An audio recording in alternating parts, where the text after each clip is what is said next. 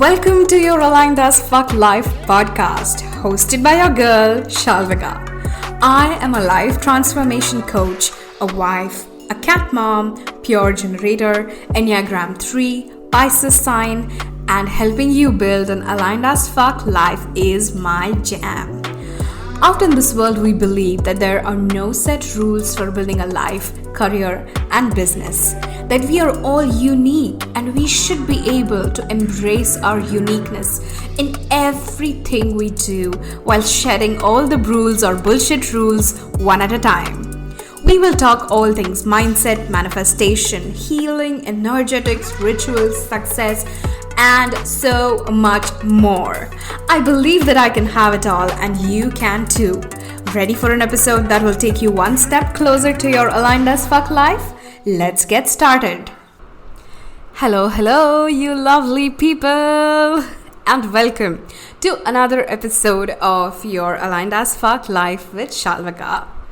I am again seated in my office, sitting here in my pajamas, having a cup of coffee, talking to you all things about why we do what we do, understanding our limiting beliefs a little bit more.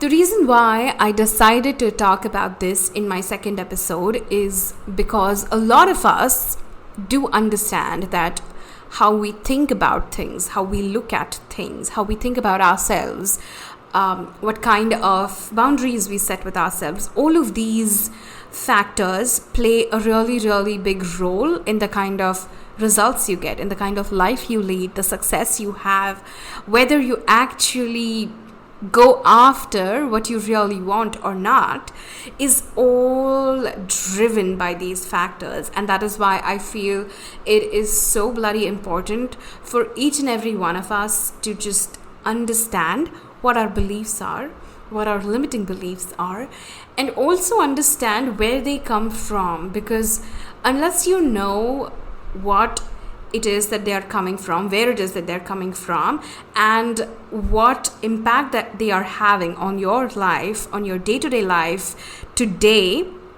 it's very difficult to bring your consciousness upon them, bring your attention towards them so that you can start reframing them.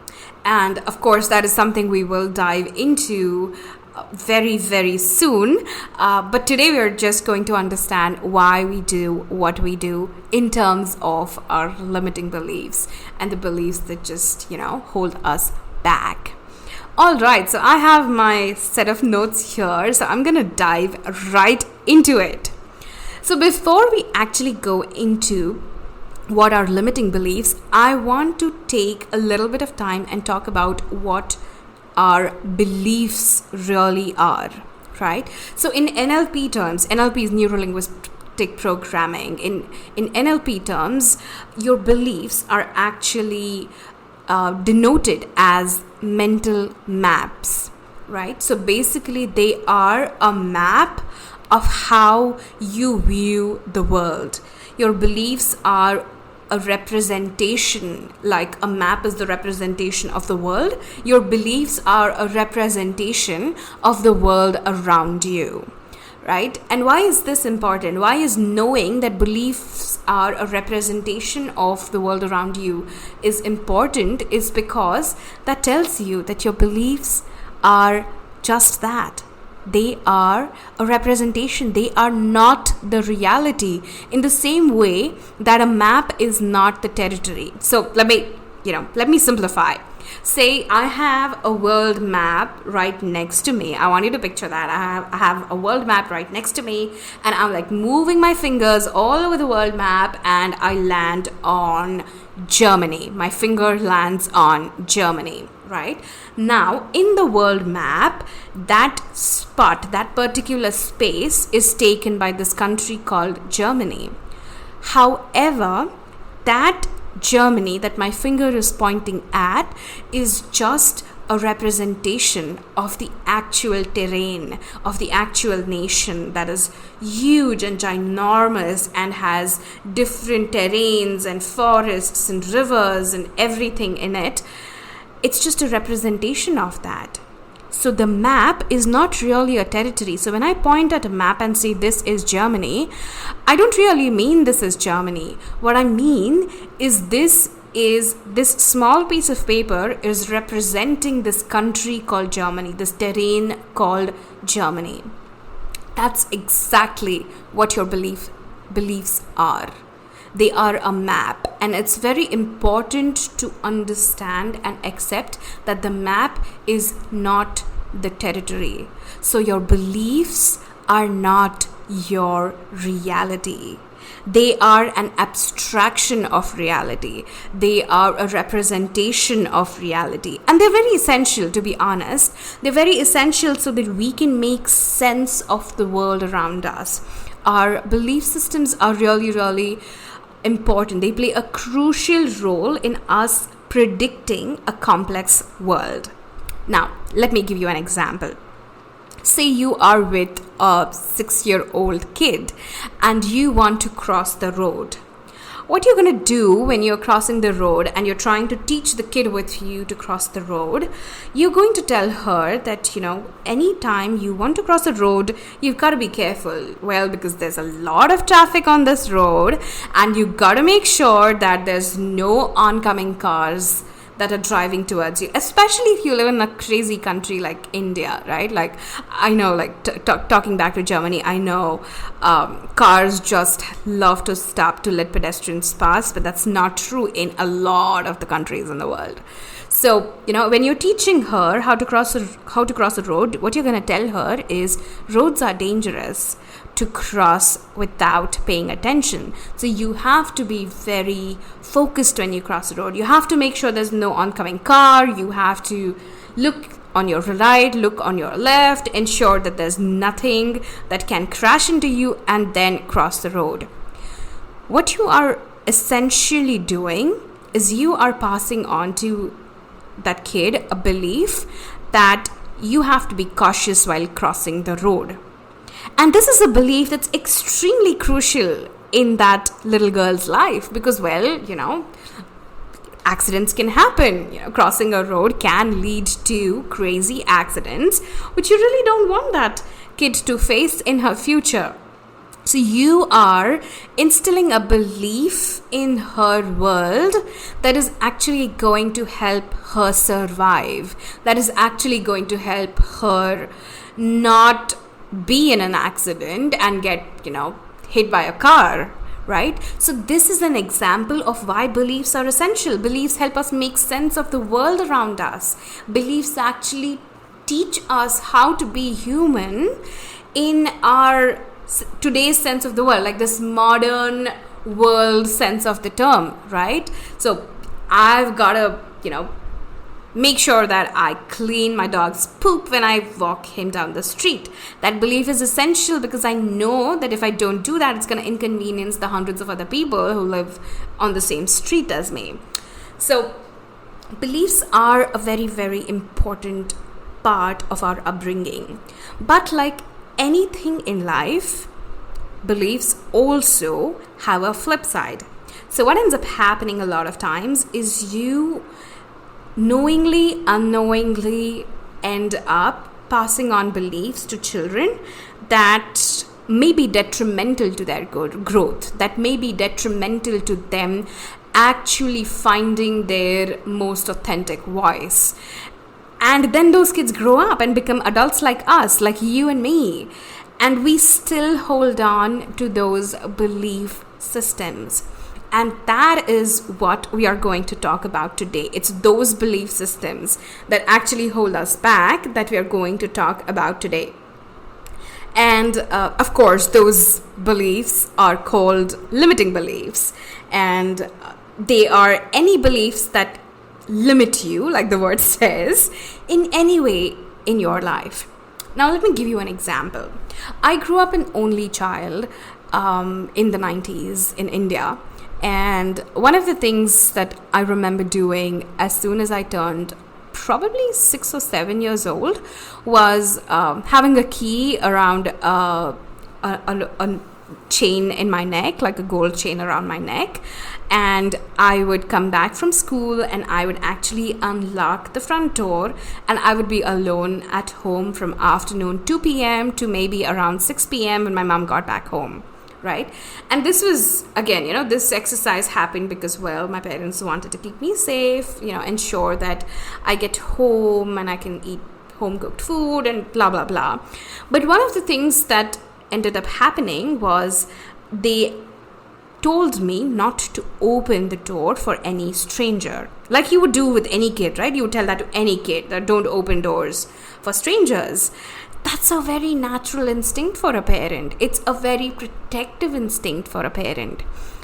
But for me, my 6-year-old, 7-year-old brain actually took that in as a red flag to talk to strangers, that I cannot talk to strangers. It translated into that belief that I cannot talk to strangers. And up until very recently, up until a few years ago, I actually held on to that belief that I cannot talk to strangers. I'm incapable of talking to strangers. Whereas if you know me in my personal life, that's not true. I mean, I work with strangers all the fucking time. All of my coaching clients come into my world mostly as strangers, and then we become like really, really good friends. And I don't really have a lot of qualms about actually letting go and having a conversation, striking up a conversation, talking to strangers. But that fear that was instilled in me as a 7-year-old actually stayed with me for the next 20 plus years of my life and made me believe that I'm actually incapable of talking to strangers. Now that is what we mean by a limiting belief. It is a belief that you actually have accepted into your world to such an extent that you are not ready to even step outside of it even a little. Like, you just believe that that's your truth and you're not going to do anything apart from that truth. Now I'm going to tell you a little bit like a small little story about how they train elephants in India. And it's very interesting. It's a very interesting demonstration of how limiting beliefs actually form in humans as well. So what happens when a baby elephant is born is, of course, the elephant needs to be trained. If the elephant is not out in the wild, they are trained by these people that are called mahouts. And what a mahout will do with a baby elephant is he would basically take the elephant and tie a small rope to the elephant's foot, and then tie the other end of the rope to a log of wood. Now, I don't know how many of you have seen baby elephants, but they are quite small as compared to a full-grown elephant. So obviously the baby elephant, being a kid, gonna want to move away from there, and he's gonna try and tug at the rope, try and tug at the log, but because he's so tiny, he cannot really uproot the log. Now what happens is this elephant starts growing, and when he becomes a fully grown elephant, they have massive strength. Again, I don't know if you've seen elephants. They are ginormous creatures with like an immense amount of strength, okay? But what the mahout will still do is he will still tie a rope to the elephant's leg, the fully adult elephant's leg, and tie the other end to the same log. And you know what? The elephant will not move. Even though he has the strength to uproot massive trees, the elephant will not move because that belief is so imbibed in him that I cannot move away because this rope is tied to my leg. And I couldn't do it when I was a kid, and I can't do it today. And that's exactly how beliefs turn into long-term truths or realities for a lot of us as we adult, because we were told something when we were a child and we just take it at face value and we never try anything that's beyond that, and it just becomes our reality. We repeat it so often enough to ourselves that it really, really becomes our reality. And that's how we end up believing things about ourselves. That's how we end up believing things like, I'm not smart enough, or I'm a big girl, or I cannot run fast enough, or I cannot run a business, or whatever it is. Any belief that you are having that actually holds you back, a lot of them actually started at a place where it was probably essential for your survival, or it was probably true when it was imbibed in you, but it no longer holds that value, or it no longer holds that amount of weightage in your life today. Now, next, what we're going to talk about is how are these limiting beliefs formed, and why we want to understand this is because that is the first step. Understanding how a limiting belief is formed is exactly the same steps that you can do to reframe those beliefs, okay? And of course, we're going to talk about that in a future episode, but today we are going to understand where limiting beliefs and how limiting beliefs are really formed. So let's take an example of a girl who believes that she has always been big. Okay, like someone who has always been a big, plump, chubby girl, right? Now what happens, the first step is to actually solidify any limiting beliefs is evidence, right? So maybe at some stage in life, at some point in life, that girl was chubby, right? And that is the evidence that the limiting belief is based on. Then the next step is logic, right? We try to put logic for every single thing in our lives. So what we would do is we would look at a girl, even if she's a young kid, and you'll be like, oh, she's big, so she's going to be big for the rest of her life, because, well, that's what we've been told. We haven't been told that humans are always evolving creatures. We are constantly shape-shifting and, changing our identities. We are not told that. We are told that humans are the same throughout, right? That's the logic that we have. So then we look at that girl and we say that, what? She's a chubby girl today. She's bound to be a chubby girl 10 years from now. And that's exactly what that girl also thinks about herself. That if I am chubby today, I'm going to be chubby forever. That leads to an emotional response, right? A lot of us, especially in this culture of fat shaming, that girl is most likely to feel a little down and depressed about it, or feel a little anxious about it, about the fact that she is not thin, she's not skinny, she's on the chubbier side. That's going to lead to an emotional response. And then what happens when you have an emotional response is that kind of latches into your brain. That belief system latches into your brain because you remember how it made you feel. And then there is, of course, so much social consensus around her. So probably she's being told by her PE teacher at school that she's chubby, or she's being told by the doctor that she needs to lose weight, or she is told by a guy she likes that, oh, I would have dated you, but you're a little too chubby for me. And that entire limiting belief gets cemented into her brain.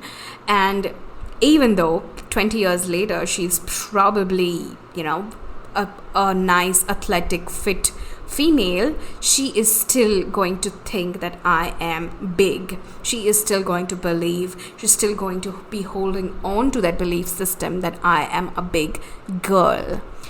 So that is all that I had to share with you today, because I think, again, like I said, it's so important for us to understand where our limiting beliefs come from. It's so important for us to understand why we do what we do, and more importantly, why we don't do what we don't do. Because, well, you were programmed that way. You were conditioned by the family that you were born into, the society that you were born into, the country that you were born into, the community that you were born into, and you absorbed all of that conditioning and formed your own mental map.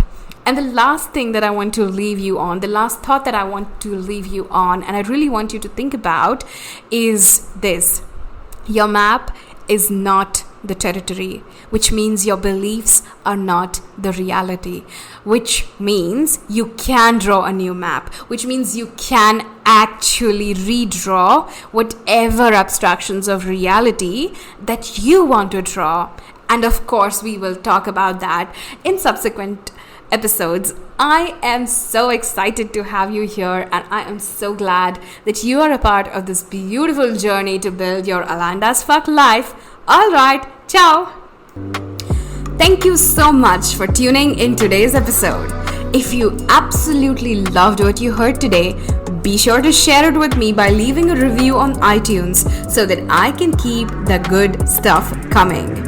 And if you aren't already following me on social media, come soak up some extra inspiration and send me a hello on Instagram by searching @ShalvikaP, also tagged in the show notes. I love and adore you so much, and I will talk to you super soon. In the meantime, continue building your most authentic and aligned as fuck life. Ciao!